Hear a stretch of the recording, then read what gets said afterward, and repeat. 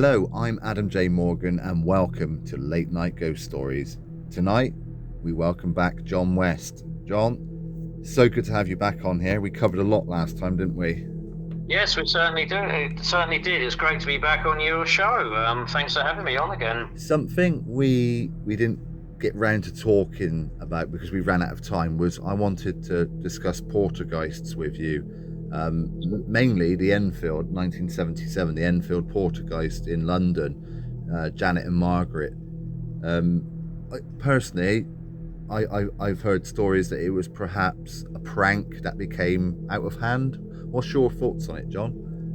Right. Well, I've written a documentary on Poltergeist, which does partly cover that case. It's a fascinating case. Alan Murdy has helped us out, and he's now the executor of the Guy Playfair estate, and will be using unpublished material, photographs, etc., from the haunting.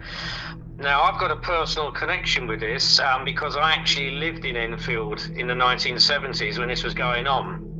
And my mum used to go down Green Street quite a bit because she used to go to a hairdresser's at the bottom. And she was fascinated with ghosts. So that's where I get my interest from my mum. And she spoke to a lollipop lady who actually saw Janet levitating by a window, horizontal, floating up and down. And she told me mum this, totally genuine, couldn't believe what she was seeing. Someone else also saw it. So I believe that it was a totally genuine poltergeist haunting. I believe that there was any energy there, a spirit, whatever you want to call it, that was latched on to Janet's energy because she was clearly the focus of the haunting.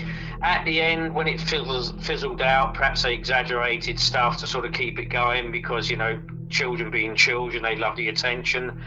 But I mean, it was investigated by Maurice Gross. Guy Playfair investigated it. They were convinced it was genuine. You had the recordings of the old man speaking through Janet, which voice specialists said would be impossible for a girl to maintain for the period of time that the entity was speaking. It literally would have permanently damaged a voice box, a vocal cords.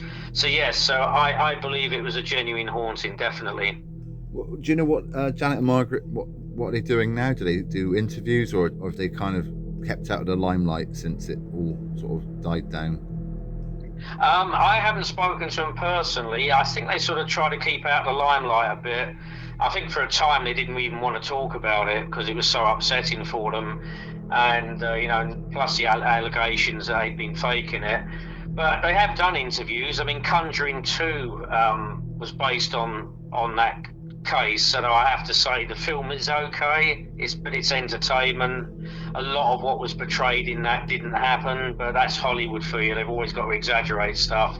But yeah, so they've done the odd interview, but as far as I'm aware, they're sort of keeping out the limelight for the time being. I'd love to meet both of them. I mean, it'd be great when we have the premiere for the Poltergeist documentary if they were happy to attend. So who knows? Perhaps we'll be able to sort of arrange something. But yeah, so I'm not really aware of what they're doing at the moment. But as far as I understand, they're sort of keeping a little bit of a low profile, shall we say? I don't quite remember. How did it all end? Because it started in 1977 and it went Yeah. on for quite some time. Do you know how it all sort of fizzled out? Was it just the activities stopped, or did they move house or something? They didn't move house. Janet ended up in. I think she was sent to a hospital, for a sort of evaluation. And after that happened, that's when it sort of gradually started to fizzle out. So, like many poltergeist cases, they sort of end with a whimper, shall we say, rather than a bang. So that basically it went on for a time. She went into hospital, and it literally, when they came out, it sort of fizzled out, and they eventually moved from the property, but no, they weren't forced out or anything like that by the entity. So that's basically what happened. It just literally sort of, it reached a peak. Yeah. And I think it was around about mid-1978 she was sent to hospital for the tests, and it sort of started to fizzle out after then. And interestingly enough, a medium visited the property, and she said that she was going to actually help sort of get rid of the haunting. And coincidence or not, the haunting started to sort of decrease. So whether it was, as I said, a coincidence, or whether this medium played a part, who knows? But yeah, definitely, it sort of fizzled out around about the mid 1978. I don't suppose you would know, was there ever anyone that come forward and said there was activity in the house before they moved in, or after they moved out? I vaguely remember that the family that lived there before is alleged to have experienced some sort of activity, but not on the scale that Janet, and her family experienced. Again, perhaps this poltergeist, well, the general consensus is it was using Janet for energy. And perhaps we could talk about sort of that theory, people entering puberty. But yeah, so there was apparently some activity beforehand, from what I can remember. I can't remember all the details offhand. And apparently there's some activity after they moved out, but nothing really to sort of as spectacular as what happened in 77, 78. So there was a little bit of a tradition of a haunting before or after, but I'm not aware of anything for many, many years. So if there was anything there after they went, it's probably fizzled out or moved on, shall we say. Is there anywhere else that you have written about or looked into that's haunted by a poltergeist? Oh, well, there's some historical hauntings. Epworth Rectory in Lincolnshire. Although the poltergeist is apparently long gone, it was owned by the Wesley family, and the Wesleys, of course, are connected with the Methodist Church. John Wesley founded that church, which is still going to this day. And they had a poltergeist. It was in the 18th century. And they would hear noises, things like that. But it also saw the apparition of a headless badger and a white rabbit, which is a bit odd. That's very odd. Very odd. What? Yes, yeah. So, and that sort of continued for a time and then fizzled out. But it didn't have all these sort of, the classic poltergeist stuff involved in it. It wasn't stone throwing, things like that. But that was quite a famous haunting for the time. There was the Cock Lane haunting, also in the 18th century, where this lady died and her husband was accused by the poltergeist that came back and communicated by scratching.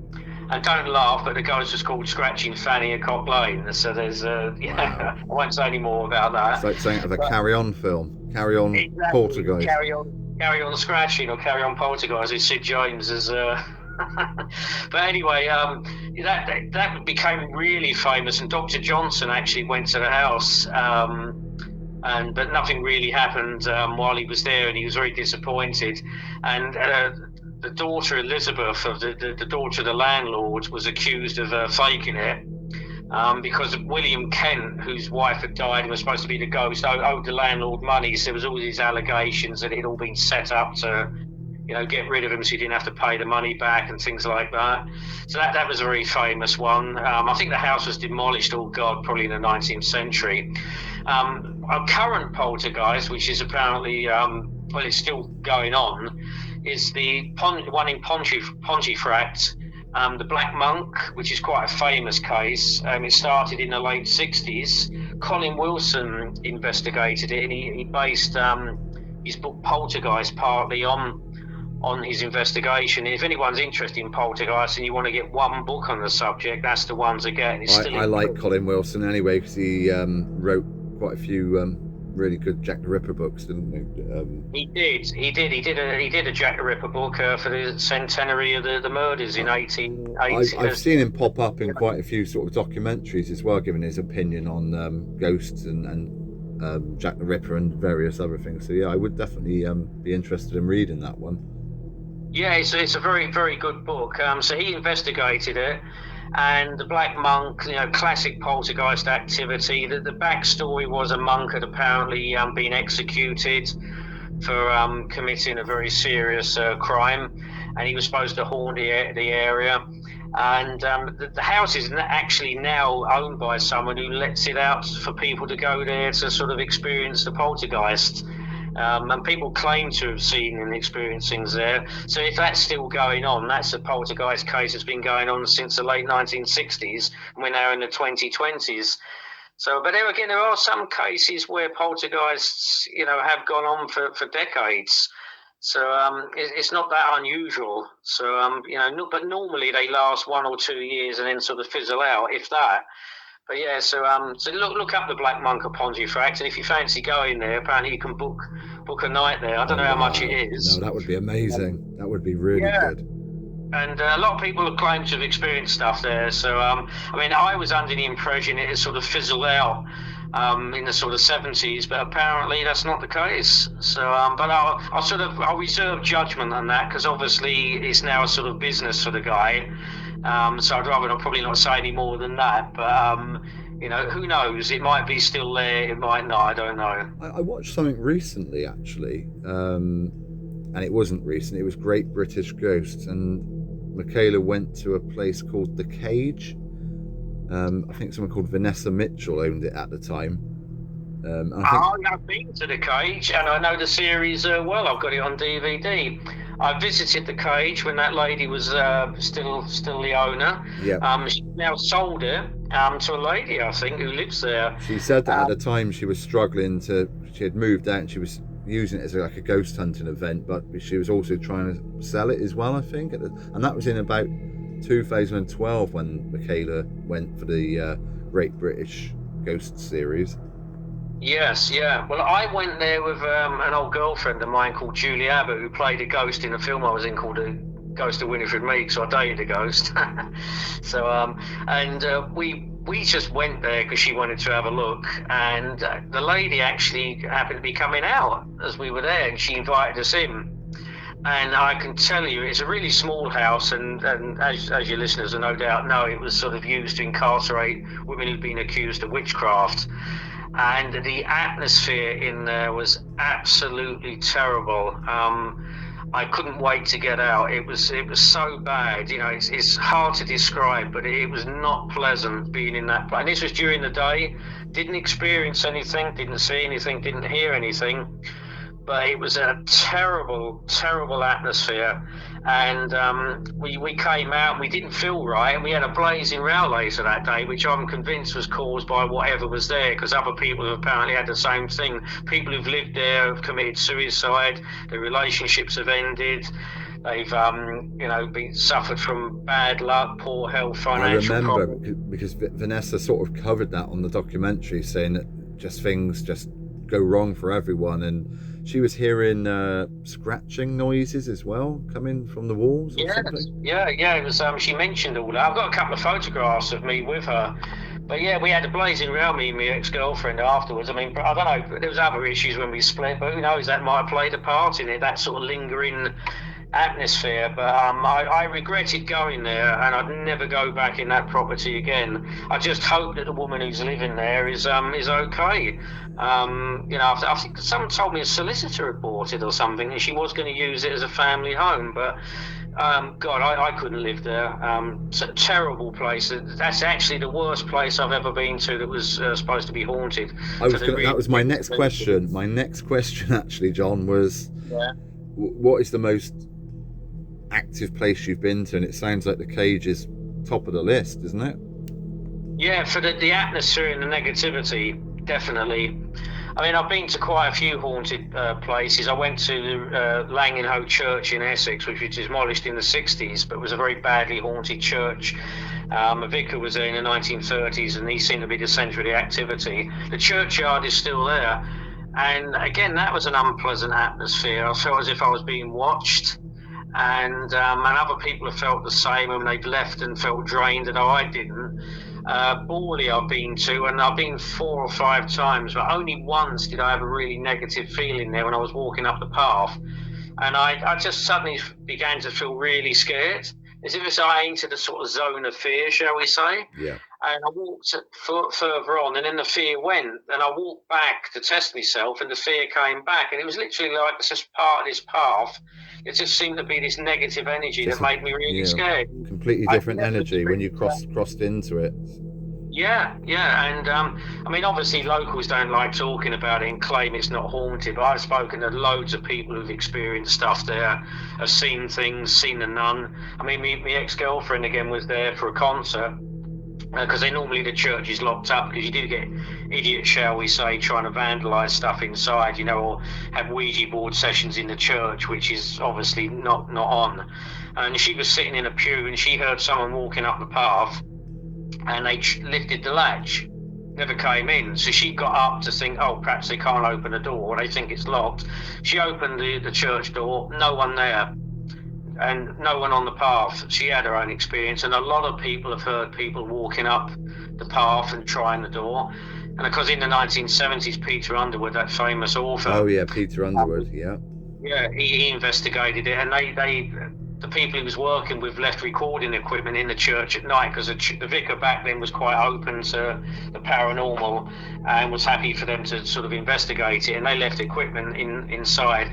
And it's on YouTube, actually, if you type in Borley Church recording, and you'll hear knocks, bangs, like there's a grunt, like something being moved around. The church was empty. There was no one in there. It had been locked. And another time they were holding a vigil in there, and they saw these weird lights on the wall. So yeah, that's another badly haunted church. It's almost like the ghosts from Borley, because obviously Borley Rectory burnt down. Yeah. Flitted over to the church.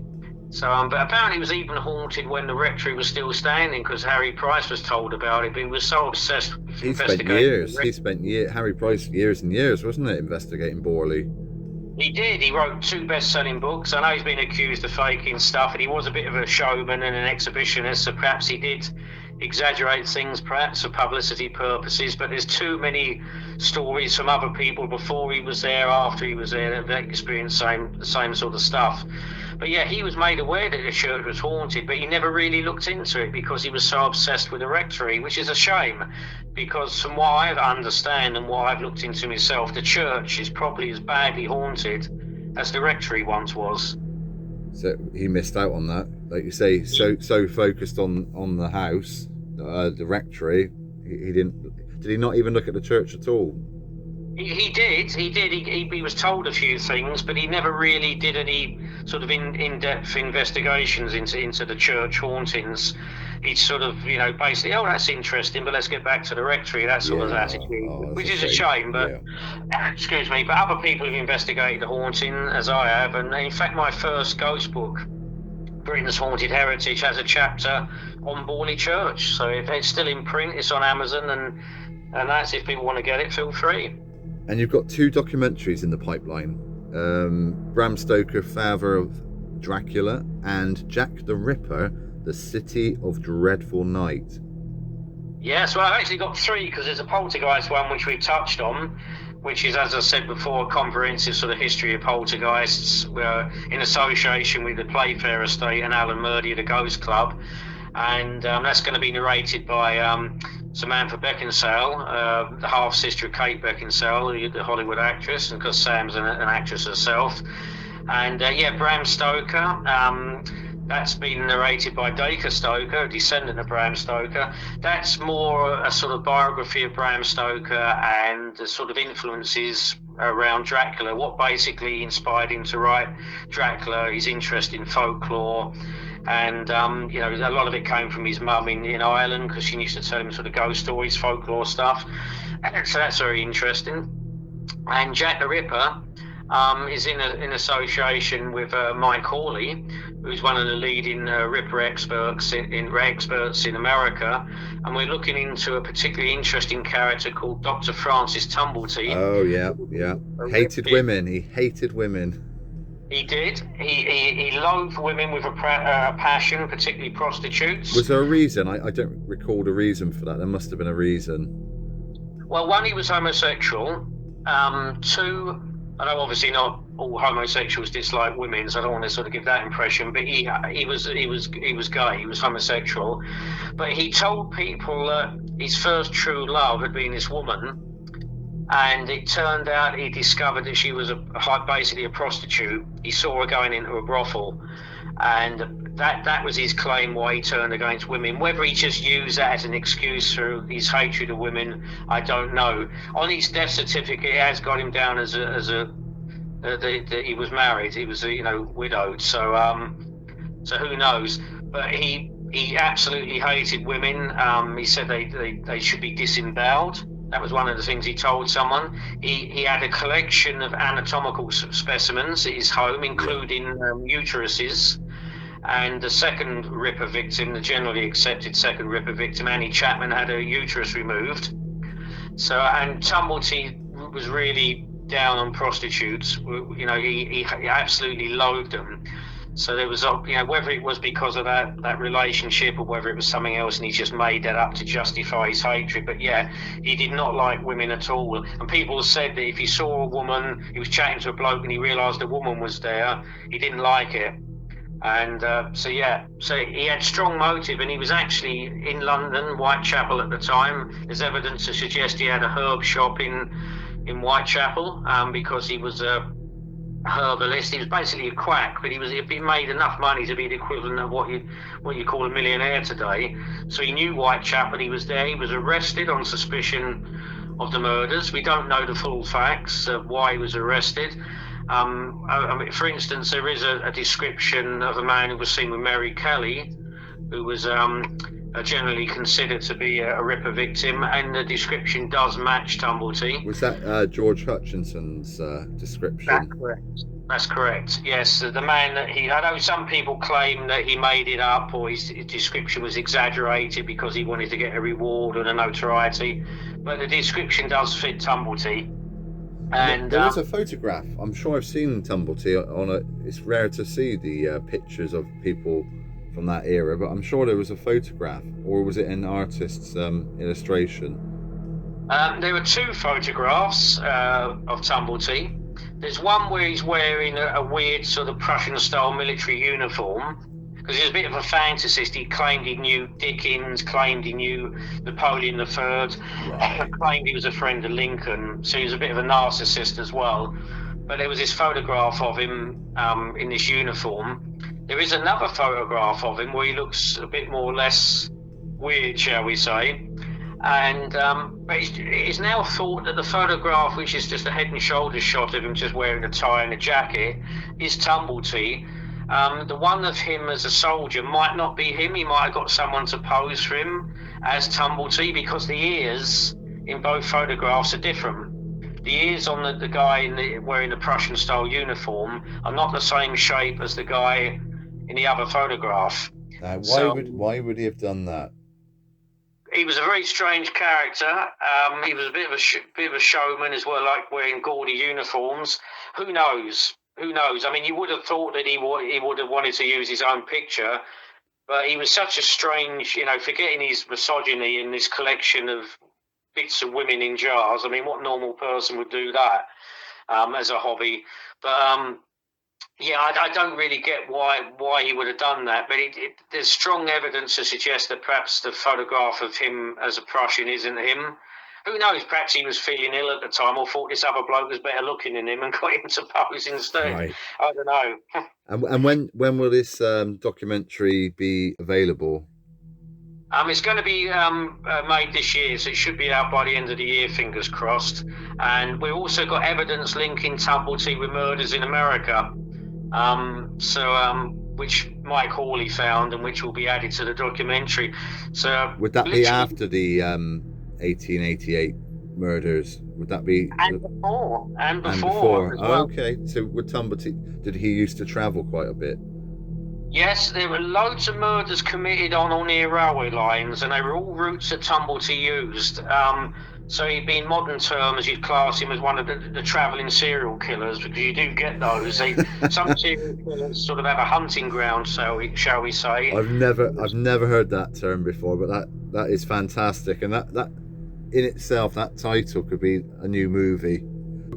Obviously, you said your two documentaries, the Bram Stoker, Father of Dracula, Jack the Ripper, The City of they're both going to be in pre-production, production, and then potentially out at the end of the year. Do you know where they're going to be going? Are they going to be going streaming or? Right. Well, we're hoping to get them shown on a network, but streaming as well. That's basically sort of negotiations in process, shall we say?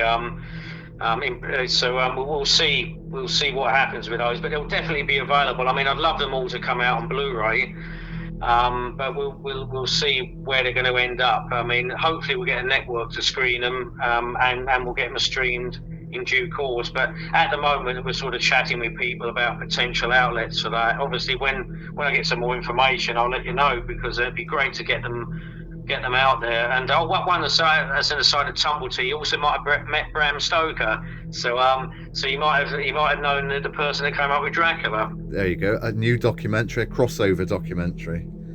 Could be. Yeah, they used the same club at the Lyceum, the Beefsteak Club, so they probably did cross paths. It's a bit weird that Bram Stoker, the man who came up with Dracula, might have met Jack the Ripper. Oh wow, we need to get this to Marvel or DC and get them to do some kind of Bram Stoker meets Jack the Ripper. Yeah, if it hasn't already been done. I think they did do something where Jack the Ripper met Dracula, or Dracula was supposed to be Jack the Ripper. I'm not sure when Sherlock Holmes was after him, but I think that was a comic in the 80s. Oh, God. Right, thank you, John. It's been amazing, as always, and good luck with these 2 documentaries. Three, actually. The one on Poltergeists, and I'm assuming that will do the same streaming or like you say, on Blu-ray. I love physical media, so if they come out on Blu-ray, I would definitely be snapping all of these up. Oh, thank you. And also we got the Colin Wilson series, which I produced, and I co-wrote one of the episodes. We're sort of negotiations about getting them out. Again, it'd be great if that came out on Blu-ray, but even if it's streaming, it'd be brilliant. So yeah, so we got quite a few sort of irons in the fire, shall we say. You're very busy with and you love all your history, and you love the haunted history as well, so... Yeah, well, I write for Psychic News every month, so and I'm working on a 4th ghost book. All my ghost books are out on Amazon, by the way. Britain's Haunted Heritage, Britain's Ghostly Heritage, Britain's Haunted Land. I'm going to flash these all up for people as well, so they can see and they can order. Brilliant. So if you suddenly get a spike in sales, you know why. Yeah, exactly. Oh, and Jason Figgis is the one directing and editing all these videos. Series and that, and he also designed the posters for the documentary, so I thought I'd give him a shout out. Oh, fantastic. Brilliant. John, thank you so much. Have a lovely evening. And you take care. Cheers. Bye.